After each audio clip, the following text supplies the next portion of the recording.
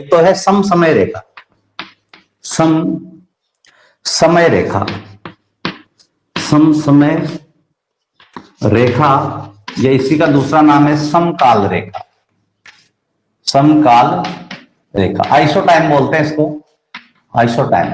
देखिए परिवहन में काम आने वाला शब्द है, और मानचित्र पर काम समय रेखाएं या रेखाएं, सम वर्षा रेखा पढ़ी होगा आपने 11वीं क्लास में, सम वायुदाब रेखा पढ़ी होगा, सम वर्षा रेखा, सम वायुदाब रेखा, सम ताप रेखा, ऐसी रेखाओं का आपने अध्ययन किया है पिछले साल 11वीं क्लास में। तो ये सम रेखाएं जो होती है समान मान को बताती है। जैसे मैं देखो एक मानचित्र ले लेते हैं, जैसे मान ये मानचित्र है, ठीक है, यहां तापमान 15 डिग्री है, यहां तापमान 15 डिग्री है, यहां तापमान 15 डिग्री है, इन तीनों बिंदुओं को मिलाकर एक लाइन खींच दे तो ये कहलाएगी क्या, समताप रेखा। ठीक है, तो मानचित्र पर समान मान को मिलाने वाली रेखाएं सम रेखाएं कहलाती है। पहली बात तो ये समझे कि सम रेखाएं किसे कहते हैं, तो मानचित्र पर समान मान वाले बिंदुओं को मिलाने वाली रेखा क्या कहलाएगी, सम रेखा। तो यहां सम समय रेखा, तो मानचित्र पर इसकी लैंग्वेज क्या हो जाएगी, मानचित्र पर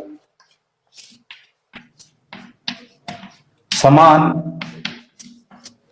समय वाले, मानचित्र पर समान समय वाले या समान समय में पहुंचने वाले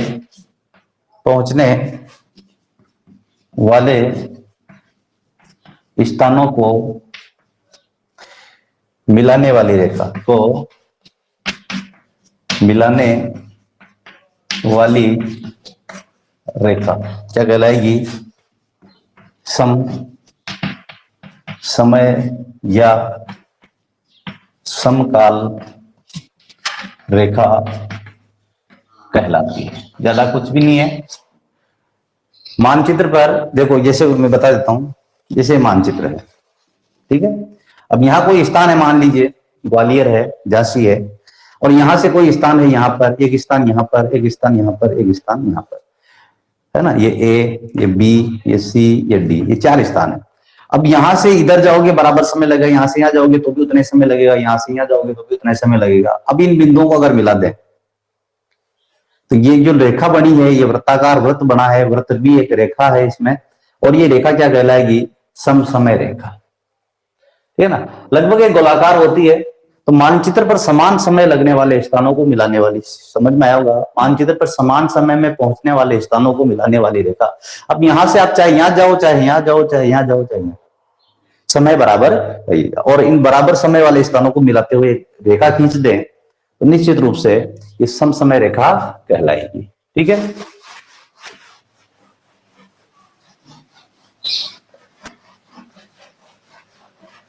नेक्स्ट टॉपिक अपना परिवहन जाल तंत्र। परिवहन जाल तंत्र, परिवहन जाल तंत्र क्या होता है, किसे कहते हैं, ये समझना है आपको। परिवहन जाल तंत्र नेटवर्क है ना, आप देखते हो कभी परिवहन का मानचित्र देखा हो आपने, तो जिस तरह से जैसे मानचित्र है और यहाँ पर आपने कभी सड़कों का मानचित्र देखा हो, तो इस तरह से सड़कें गुथी हुई होती है, मानचित्र ऐसे, ठीक है ना, ये नेट की तरह, जाली की तरह बन जाता है, चाहे रेलों का मार्ग हो, चाहे सड़कों का मार्ग हो, चाहे वायु मार्ग हो।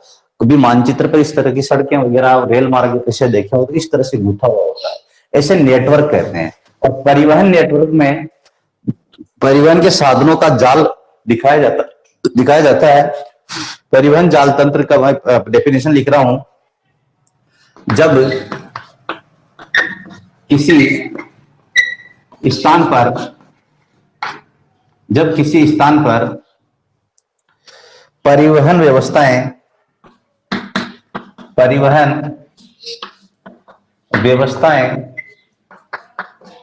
विकसित होती है,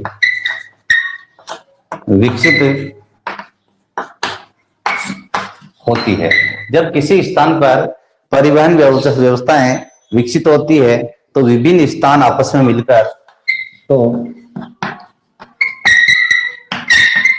विभिन्न स्थान आपस में मिलकर एक जाल तंत्र बनाते हैं।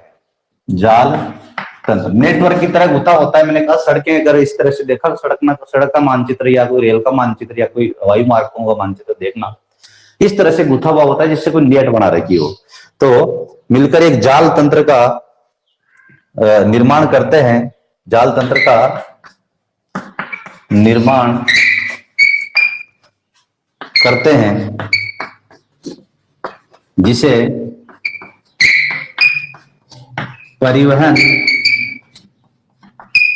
जाल तंत्र, परिवहन जाल तंत्र या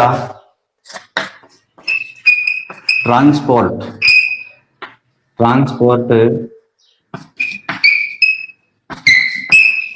नेट सिस्टम या ट्रांसपोर्ट नेटवर्क कहते हैं। सीधा सा है, कहीं दिक्कत नहीं है। किसी स्थान पर जब परिवहन व्यवस्थाएं विकसित होती तो सड़क भी बनेंगे, रेल मार्ग बनेंगे, वायु मार्ग भी बनेंगे, सड़कों का जाल सा बन जाता है और वह स्थान पर जो विभिन्न सड़कें आपस में मिलकर एक जाल तंत्र बनाते हैं और जिससे परिवहन जाल तंत्र या ट्रांसपोर्ट नेटवर्क भी उसे कहते हैं। ये है परिवहन जाल तंत्र। किताब में जो जो शब्दावली है उसको क्लियर करता हुआ चल रहा हूं। प्रश्न जहां जहां बनते हैं वो मैटर मैंने लिया है, ठीक है ना। और बाकी चीजें रीडिंग मारने जैसी कुछ भी नहीं, एक बार किताब की रीडिंग मार लें, वहां से जो जो प्रश्न बन रहे हैं जहां जहां से वो मैंने लिए हैं। परिवहन जाल तंत्र किसे कहते हैं मैंने आपको बता दिया।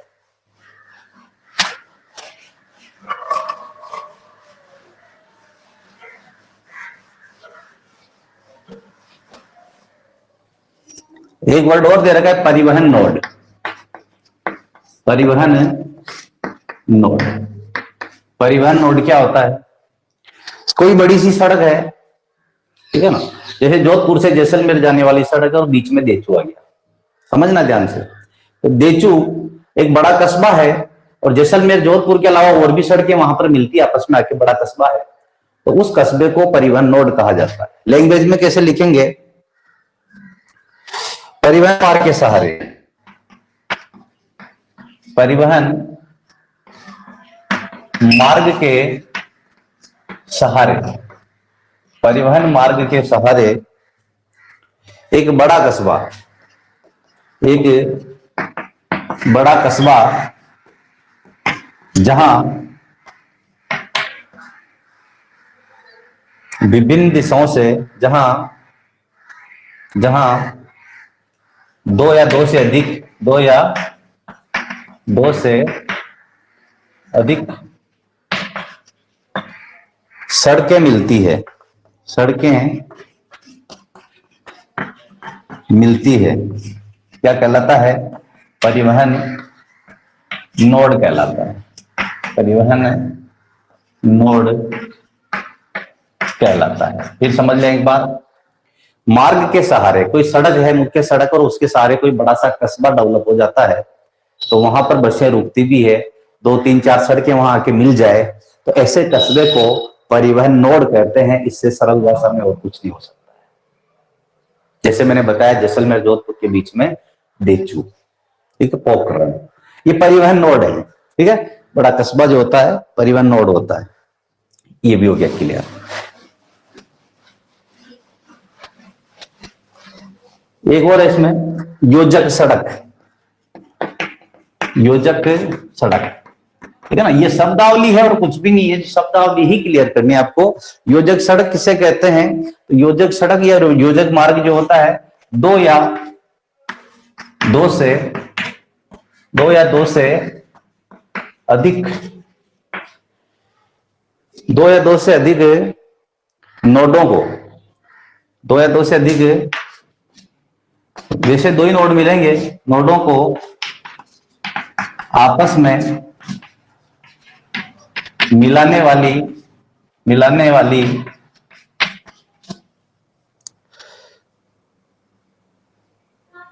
सड़क, मिलाने वाली सड़क योजक सड़क कहलाती है, ठीक है ना। अब दो या दो से अधिक नोड, देखो मैंने कहा जोधपुर से जैसलमेर मुख्य सड़क है, बीच में देचू आ गया, बीच पोखरण आ गया, तो दो नोड हो गए। उन दो नोडों को बीच में जो सड़क जोड़ती है उसको योजक का मतलब जोड़ने वाला ही होता है, योजक जोड़ने वाला। तो ऐसी सड़क जो दो नोडों को आपस में जोड़ती है, और नोड क्या होता है मैंने बता दिया आपको, दो नोडों को आपस में जोड़ने वाली सड़क को योजक सड़क कहते हैं। ठीक है, ये मैटर है आपका परिवहन वाले टॉपिक में। हालांकि परिवहन बहुत बड़ा मैटर है और पूरा पाठ पढ़ना है अपने को, लेकिन जो जो शब्दावलियां आ रही है उसकी को क्लियर कर रहे हैं पाठ की दृष्टि से। अंतिम इस पाठ का परिवहन का टॉपिक है परिवहन को प्रभावित करने वाले कारक। परिवहन को प्रभावित करने वाले,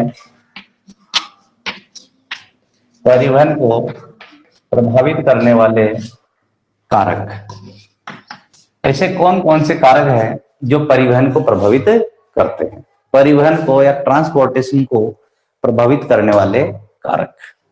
परिवहन कहाँ ज्यादा होगा और कहाँ कम होगा, ये कौन कौन सी बातों पर डिपेंड करेगा। बात ये है सीधी सी, ठीक है ना। बहुत इजी टॉपिक है, बहुत इजी टॉपिक है, कहीं दिक्कत नहीं है। परिवहन को प्रभावित करने वाले 5-7 कारक मैं बता रहा हूँ, किताब में इस तरह से नहीं दिया हुआ, मैं नोट्स के रूप में लिखवा रहा हूँ। ध्यान से समझना कि परिवहन कहाँ ज्यादा होगा और कहाँ कम होगा, इस बात को आपको समझना है। देखो, परिवहन को प्रभावित करने वाला पहला ही कारक है जनसंख्या का आकार। जनसंख्या का आकार। जनसंख्या का आकार से क्या तात्पर्य है कि जनसंख्या कितनी ज्यादा रहती है। सीधी सी बात है, जो भीड़ वाले इलाके हैं जहां बहुत ज्यादा जनसंख्या है वहां परिवहन बहुत ज्यादा चलते हैं, ट्रांसपोर्ट की भीड़ लगी रहती है, कोई आ रहा है कोई जा रहा है, सड़कें बिजी रहती है। और जैसे पूर्वी पश्चिमी राजस्थान में रेगिस्तान में जनसंख्या कम है तो परिवहन भी कम चलता है, सड़कें खाली पड़ी रहती है। समझ में आई होगा बात। जनसंख्या का आकार यह तय करता है कि वहां परिवहन किस तरह का चलेगा, कितना चलेगा। ठीक है, पहला परिवहन को प्रभावित करने वाला कारक जनसंख्या का आकार। दूसरा है कच्चा माल एवं औद्योगिक, कच्चा माल एवं औद्योगिक विनिर्मित माल, औद्योगिक विनिर्मित माल की आपूर्ति।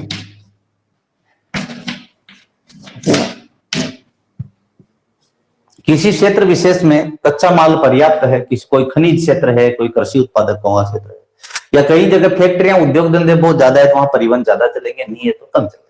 ये भी परिवहन को प्रभावित करने वाला दूसरा कारक हो गया। तीसरा कारक हो गया व्यापारिक गतिविधियां। व्यापारिक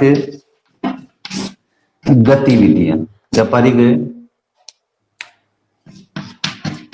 गतिविधियां। जहां व्यापार ज्यादा होता है वहां परिवहन ज्यादा चलेगा, जहां व्यापार नहीं होता है वहां परिवहन कम चलेगा। हम पढ़ रहे हैं परिवहन को प्रभावित करने वाले कारक। नेक्स्ट है स्थलाकृतिक स्वरूप, 5 चौथा है स्थलाकृतिक स्वरूप। परिवहन को प्रभावित करने वाला मुख्य इंपोर्टेंट कारक है स्थलाकृतिक स्वरूप। धरती का आकार, धरातल कैसा है। समतल धरातल होगा तो सड़कें भी अच्छी बनेगी, रेलवे लाइन भी बनेगा, एयरपोर्ट भी बनेंगे। और धरातल हिमालय की तरह है, उबड़ खाबड़ पर्वतीय है, पठारी है, दूभर रास्ता है, दुर्गम क्षेत्र है, तो वहां परिवहन का विकास कम होगा। सीधी सी बात है, परिवहन को प्रभावित करने वाला कारक भूदृश्य स्थलाकृति कैसी है। ठीक है, नेक्स्ट इसमें है अपना जलवायु का प्रकार। जलवायु, जलवायु भी परिवहन को प्रभावित करने वाला अहम कारक है। कि जैसे टुंड्रा प्रदेश है, अंटार्कटिका है, आर्कटिका है, उत्तरी ध्रुव है, शीत प्रदेश है जहां कोई जनसंख्या ही नहीं रहती है, भयंकर आंधियां चलती है और भयंकर ठंड पड़ती है, ऐसे क्षेत्रों में परिवहन का विकास कम होगा। सम और नम जलवायु क्षेत्रों में परिवहन का विकास ज्यादा होगा। और पांचवा है, नेक्स्ट है छठा, मैं यहां लिख देता हूं छठा, मार्ग के व्यवधान। मार्ग में व्यवधान, व्यवधान। मार्ग में व्यवधान से क्या मतलब है, कोई सड़क है, कोई रेल मार्ग है, वहां लूटपाट होती है, चोरी डकैती होती है, अन्याय होता है, हत्याएं होती है, लूट लेते हैं यात्रियों को बार बार, उधर कोई जाना पसंद नहीं करेगा तो परिवहन कम चलेगा। ठीक है, मार्ग में कोई समस्या नहीं है, व्यवधान नहीं है, दुर्घटनाएं नहीं होती, अच्छा मार्ग है, सुरक्षा है मार्ग पे, तो वहां परिवहन ज्यादा चलता है। मार्ग का व्यवधान भी परिवहन को प्रभावित करने वाला मुख्य कारक है। तो ये